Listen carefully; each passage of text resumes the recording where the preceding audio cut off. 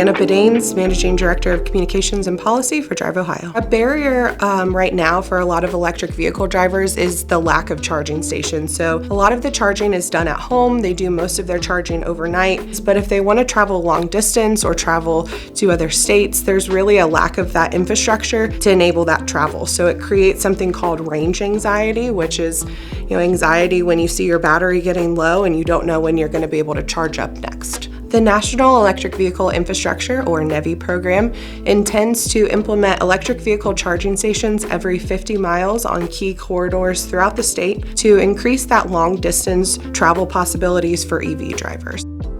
Over the next 5 years, Ohio is going to receive $140 million to implement these charging stations.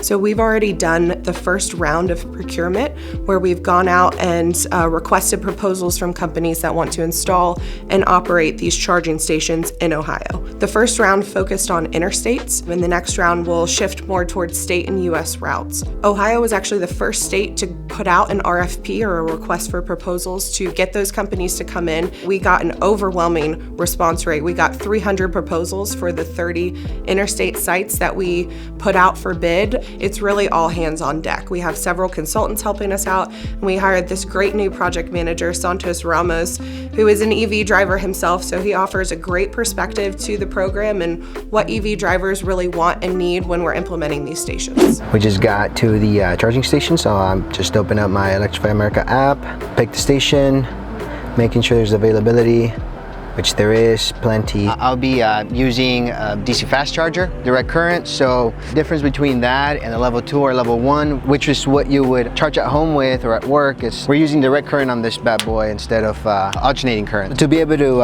plug in the DC fast, what we'll do is we'll just bring down that cover there. That would allow for the direct current prongs to connect when we plug in the chargers. So first thing would be is to plug in to initiate the session.